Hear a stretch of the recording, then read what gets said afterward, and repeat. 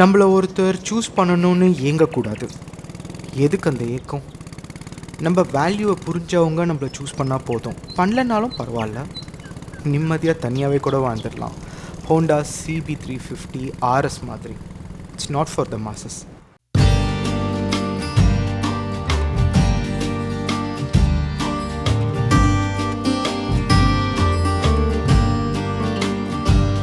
He was born by the roadside in a broken down carriage.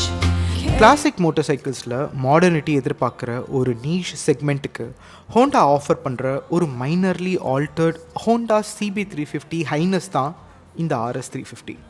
Straight ஃபார்வர்டாக சொல்லணுன்னா upswept exhaust, rear set foot peg, toe only shifter, slightly taller ground clearance, 2 kilos lighter in weight, ஸ்லிம்மரான seat, tuck and roll டிசைனில், non chrome plastic matte fenders, modern LED headlamp, non chrome matte finished mudguards, 17-inch smaller rear wheel but 150-inch wider, MRF Zapper curve tyres, அப்ரைட்டை விட கொஞ்சம் ஸ்பிரிட்டடான ஒரு right stance.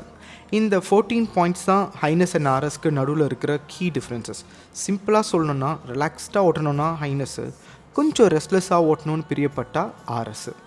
டீட்டெயிலாகவும் பார்க்கலாம். But before we begin, channel புதுசாக என் பேர் வரும்னு உங்களுக்கு bike rides, travelogue, moto vlog இதெல்லாம் பிடிக்கும் அப்படின்னா சும்மா அந்த சேனலில் மைண்டில் வச்சுக்கோங்க. மேபி உங்களுக்கு பிடிக்கலாம். அதர் தன் தட், என்ன மக்களே எப்படி இருக்கீங்க? ரொம்ப நாள் ஆச்சுல பார்த்து. டிசைன் லாங்குவேஜை டாமினேட் பண்ணுறது அந்த பிளாக்ட் அவுட் காம்போனன்ட்ஸ் தான். Fenders, exhaust and foot rest, வைடரான ரியர் டயர்ஸ். ஹைனஸோட போல்ட் க்ரோம் டெஸ்பிரேஷனை ஒதுக்கி வச்சுட்டு வேற ஒரு மாஸ்குலின் ஆட்டிடியூடை ஃப்ளாண்ட் பண்ணுது. ஆரம்ப காலத்தில் இது ஒரு ஸ்க்ராம்ப்லர்னு நீங்கள் நம்பியே ஆகணும்னு ஹோண்டா நம்மளை எவ்வளவோ கன்வின்ஸ் பண்ணாங்க. ஆனால் ஒரிஜினல் ஸ்க்ராம்ப்லர் ஸ்டைலிங்கில் பல வண்டிகள் வந்ததும் சைலண்ட் ஆகிட்டாங்க. RS350க்கு ஸ்க்ராம்ப்லர் குவாலிட்டியில் ஒன்று கூட கிடையாது. But it's a master piece on its own. அதையும் யாரும் மறுக்க முடியாது.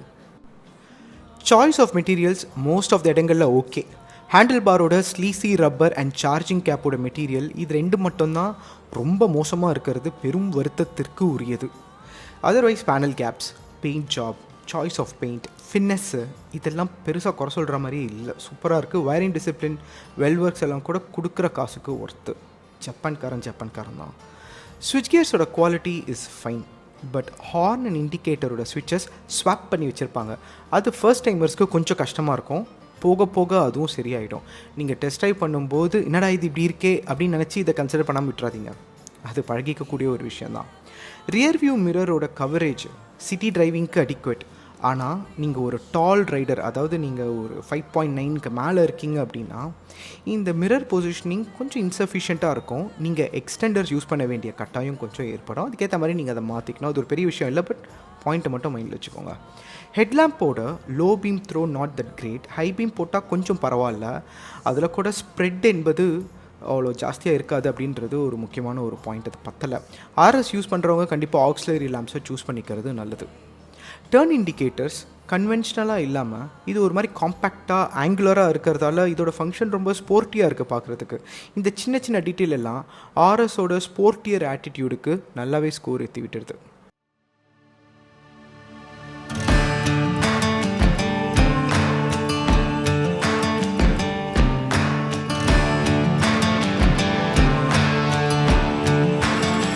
ரைட் ட்ரையாங்கிள் ஒரு அக்ரெசிவான ரைட் ட்ரையாங்கிளாகவே இருந்தாலும் இது ஸ்போர்ட்ஸ் பைக் அளவுக்கு இல்லை. ஹைனஸில் இருக்கிற அந்த அப்ரைட் போஸ்டரை மைல்டாக தான் ட்வீக் பண்ணி வச்சுருக்காங்க. So nothing super aggressive over there. Seat comfort is a little tricky. இது வந்து ஒரு டக் அண்ட் ரோல் பேட்டர்னில் சீட் டிசைன் இருக்கிறதுனால லாங் டூரிங்க்கு எந்த அளவுக்கு இது சப்போர்ட்டிவாக இருக்கும் அப்படின்றது ஒரு சப்ஜெக்டிவான ஒரு விஷயம். யூஸ்வலாக இந்த மாதிரி வந்து டக் அண்ட் ரோல் சீட் வந்து ஒரு லாங் டூரிங்க்கு நான் ப்ரிஃபர் பண்ண மாட்டேன். பட் டெஃபினெட்லி இது நேரோ. ஸோ பில்லியன் பெருசாக என்ஜாய் பண்ணவே மாட்டாங்க. ஸோ ஃபேமிலி ஆஃப் 2 or 3க்கு இந்த மாடல் ரெக்கமெண்டடே இல்லை. சிங்கிளாக ஓட்டுறதுக்கு ஆப்டாக இருக்கும். சிட்டியில் இந்த சீட் கம்ஃபர்டபுள். Highway subjective. நீங்கள் எப்படின்றது வேணால் நீங்கள் எனக்கு மறக்காமல் கமெண்ட்டில் சொல்லுங்கள். நீங்கள் ஒரு டக் அண்ட் ரோல் சீட் போட்டு ஆல்ரெடி வண்டி ஓட்டுறீங்க அப்படின்னா அதோட டூரிங் கம்ஃபர்ட் எப்படி இருக்கும் உங்களுக்கு அப்படின்றத கமெண்ட்ஸை சொல்லுங்கள். நான் அதை இன்னும் கொஞ்சம் தெரிஞ்சுக்கணும்னு நினைக்கிறேன். பட் எனக்கு ஒரு flat seat better than tuck and roll. Engine 348.36cc single cylinder air cooled 4-stroke OHC engine with a long stroke design. 70 mm bore, 90.5 mm stroke, 9.5:1 compression ratio. Honda oda PGM FI fuel injection system, 20.7 bhp at 5500 rpm, and ஒரு நல்ல ஸ்ட்ராங்கான output of 30 Newton வெறும் 3000 rpmலேயே அது நமக்கு கிடச்சிடும். Highlight performance என்னென்னா டார்க்கியான அந்த low and ஸ்மூத்தான mid range தான். ஹை ரெவ்ஸில் சேசிங் பண்ணுற அளவுக்கு அதோட டாப் எண்டில் ஜூஸ் இல்லை.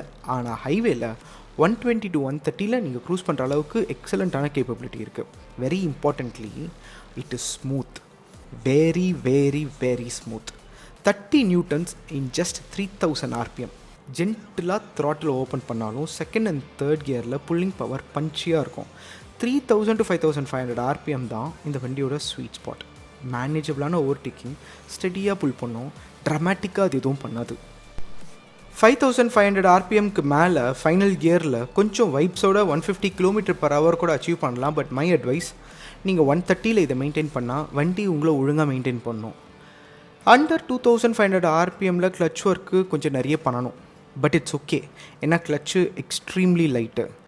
5-speed gear box with assistant slipper கிளச்சோட. அண்ட் கியர் டிரான்ஸ்மிஷன் நாய்ஸியாக இல்லாமல் ஈஸியாக இருக்கும். அண்ட் நியூட்ரலுக்கு எடுத்துகிட்டு வர்றதுக்கு ரொம்ப கஷ்டப்பட வேண்டாம்.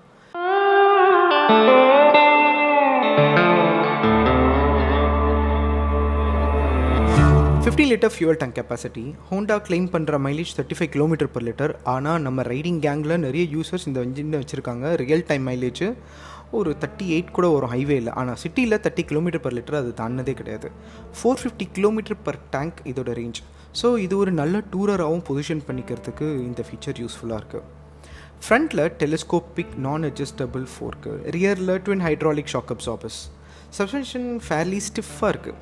அது ஸ்பிரிட்டடாக ஓடுறதுக்கு நல்லாயிருக்கும். பட் இந்த ஷாக் அப்சார்பர்ஸ் இந்த ஸ்டாக் செட்டிங்கில் பேட் ரோட்ஸில் ஃபர்கிவிங்காக இல்லை. அண்ட் ஃப்ரண்ட்டை நம்மளால் அட்ஜஸ்ட் வேறு பண்ண முடியாது.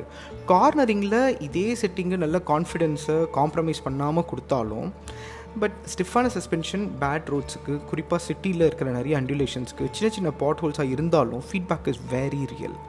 அண்ட் கீப் நோட், உங்கள் மைண்டில் பில்லியன் ரைடர் இருந்தால் ரியர் சஸ்பென்ஷன் கொஞ்சம் லோடடாக ப்ளஷ் அவுட் ஆகும். பட் பில்லியனுக்கு அங்கே பெருசாக இடம் இல்லை. Thankfully rear suspension is a little adjustable. So நீங்கள் உங்களுக்கு தேவையான அளவுக்கு அதில் ஒரு கரெக்டான ஸ்பாட்டை டியூன் பண்ணி வச்சுக்கோங்க வண்டியை நீங்கள் டெலிவரி எடுக்கும்போதே. Brakes dual channel ABS powered. Disc ஃப்ரண்ட்டில் 310 mm, ரியரில் 240 mm நினைக்கிறேன். ஓவரால் சிட்டி அண்ட் ஹைவேக்கு பிரேக் பர்ஃபார்மன்ஸ் நல்லா காம்பிடெண்ட்டாக இருக்குது. Given the weight, stopping distance decent. Rear braking அடிக்வேட்டாக இருக்குது. அது அக்ரெசிவாக இல்லை. என்னை பொறுத்த வரைக்கும் பிரேக்கிங்கில் எந்த குறையும் இல்லை. ஃப்ரேம் தான் இதில் ரொம்ப இன்ட்ரெஸ்டிங்கான ஒரு விஷயம். நீங்கள் இதை பற்றி தெரிஞ்சுக்கணும். இது ஒரு half duplex cradle frame, steel pipes. இன்ஜினை நல்லா கீழே வச்சு முடுக்கியிருப்பாங்க. கிரவுண்ட் கிளியரன்ஸ் 168க்கு அது இறக்கி விட்டாலும் அது வண்டியோட சென்டர் ஆஃப் கிராவிட்டியை அழகாக டிஸ்ட்ரிபியூட் பண்ணி வச்சுக்கும். அதனால் ஹேண்ட்லிங் அண்ட் மெனியூவரபிலிட்டி சூப்பராக இருக்கும். டேலண்ட் இருக்கிறவங்க சிட்டியில் ஃப்ளிக் பண்ணி கூட டிராஃபிக் ஃபில்டரிங் பண்ணலாம் இந்த வண்டியில். Conventional dual straight swingarm. இந்த combo classic and corrected to perfection.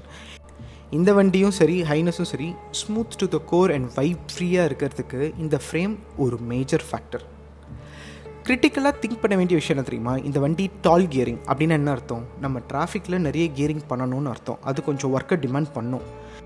இந்த ஒரு பாயிண்ட்டு தான் இந்த வண்டியோட கம்பேர் பண்ணும்போது கிளாசிக் 350 ஒரு படி மேலே தூக்கி வச்சிடும். அந்த ஒரு ஃபேக்டர், அந்த ஒரே ஃபேக்டர் தான் கம்யூட்டர்ஸை ஒரு வாட்டி யோசிக்க வைக்கும். ஆனால் நீங்கள் ஸ்மூத்னஸ் ஓவர் ஒர்க் டன் எதிர்பார்த்தீங்கன்னு வைங்களேன், கிளாசிக்கை டிச் பண்ணிவிட்டு இந்த ஹைனஸ் ஒரு ஆர்எஸை நீங்கள் பிக் பண்ணிவிடுவீங்க. நான் ஆரி கிளாசிக் 350 சொல்கிறேன். ஆஃப்டர் ஆல் இந்த வண்டியோட கிளச்சை நீங்கள் சுண்டு வரல் அப்ளை பண்ண முடியும். அந்த வகையில் கிளாசிக்கில் வேறு எந்த வண்டியோடு நீங்கள் கம்பேர் பண்ணிங்கனாலும் இந்த வண்டி சான்ஸே இல்லை. சிட்டியில் சூப்பர் நிம்பிளாக இருக்காது. இது ஒரு retro model, so street bike மாதிரி பிஹேவ் பண்ணாது. அது நீங்கள் மைண்ட் வச்சுக்கோங்க. ஹைவேல ஆனால் ஹை ஸ்பீடில் சூப்பர் ஸ்டேபிள், நல்லா பிளான்டடாக ஃபீல் ஆகுது.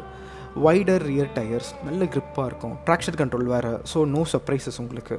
கார்னர்ஸை வண்டி தாறுமாறாக ஹேண்டில் பண்ணோம். Again thanks to the stiff suspension and wider tyres.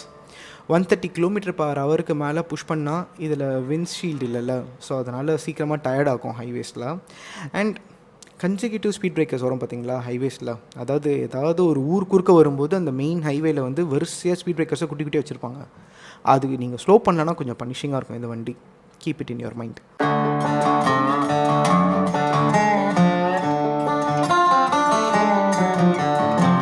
Tyres ஃப்ரண்ட்டில் 100/90 அண்ட் ரியரில் 150/70 tubeless tyres, alloy wheels.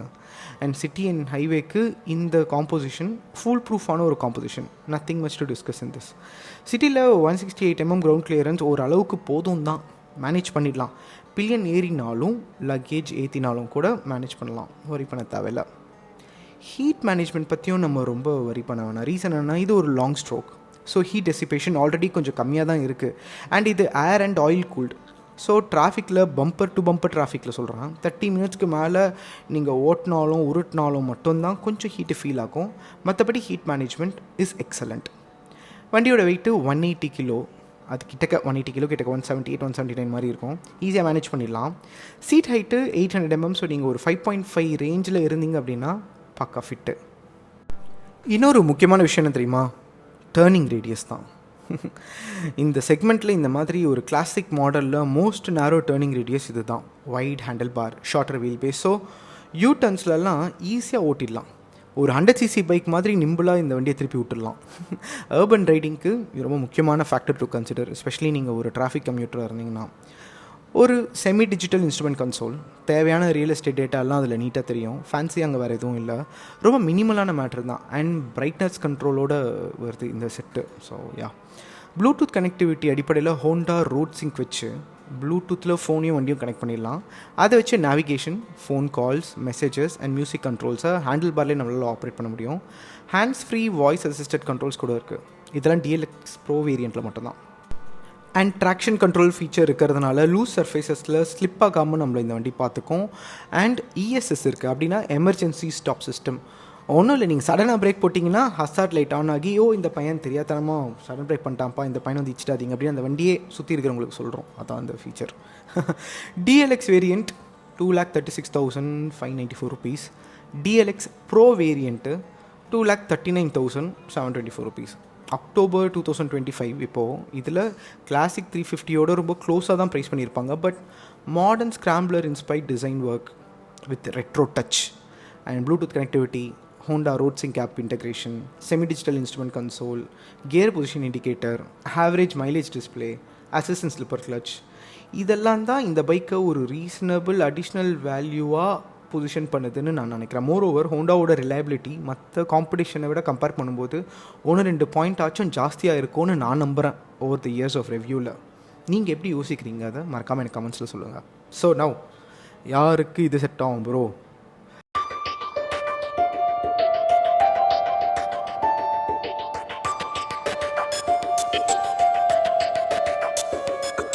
Urban commuters and daily ரைடர்ஸ்க்கு செமையாக செட் ஆகும். மேனேஜபிள் வெயிட்டு, அஜைலான ஹேண்டிலிங், சிட்டியில் ஓட்டுறதுக்கும் உருட்டுறதுக்கும் வாட்டமாக இருக்குது. அந்த upright riding posture and comfortable seat இருக்கிறதுனால டெய்லி கம்ப்யூட்டிங்க்கு சொகுசாக இருக்கும். பட் இந்த சீட்டு ஹைவேக்கு அது ஒரு கொஷின் மார்க் வச்சுருக்கிறேன். நீங்களும் எனக்கு வந்து பதில் சொல்லுங்கள். வீக்கெண்ட் டூர்ஸுக்கு செட் ஆகும். 15 லிட்டர் ஃபியூவல் டேங்க் கெப்பாசிட்டி, கம்ஃபர்டபுளான ரைடு எக்கனாமிக்ஸ் இருக்குது. அது ரைடை ப்ளசண்ட்டாக வச்சுக்கும். ஆனால் அக்ரெசிவ் ஓவர்டேக்ஸுக்கு அங்கே கொஞ்சம் இடம் கம்மியாக இருக்குது. பைக் லவர்ஸ், குறிப்பாக ரெட்ரோ பைக் லவர்ஸ்க்கு ஃபீச்சர் ரோடடாக ஒரு பைக் ஒன்று வேணும் அப்படின்னா இது ஒரு நோ பிரெய்னர், பக்கா ஃபிட்டு. டெக்ஸாவியான ரைடர்ஸுக்கு இன்ட்ரெஸ்டிங்கான சாய்ஸ். ஃபேமிலிக்கும் ஒரு அளவுக்கு தான் செட் ஆகும். Sorry about the narrow seats and less space for the pillion. And இந்த வண்டியை சூஸ் பண்ணுறவங்க கம்மி தான். ஆக்சுவலாக அந்த செக்மெண்ட்டே ரொம்ப சின்னது தான். Classic with modernity on a scrambler like looking motor cycle. But அந்த வண்டி சேல்ஸுக்கு ஏங்கலை. அதை புரிஞ்சவங்க, அதை பிடிச்சவங்களுக்காக அது காத்துட்ருக்கு. நீங்கள் அதில் ஒருத்தரா அப்படின்றத நீங்கள் டிசைட் பண்ணுங்கள். ஒரு வேளை பண்ணியிருந்தீங்கன்னா எப்படின்னு எனக்கும் சொல்லுங்கள். அவ்வளோதான் மக்களே. உங்களுக்கு RS பிடிக்குமா? Let me know about it. எப்பவுமே ஹாப்பியாக ஜாலியாக ஃபன்னாக இருங்க மக்களே. மனசுக்கு பிடிச்சதை செய்யுங்க, பொறுப்பாக மோட்டர் சைக்கிள் ஓட்டுங்க. இப்படிக்கு என்றும் அன்புடன் அருண் என்னும் நான். See you, bye bye.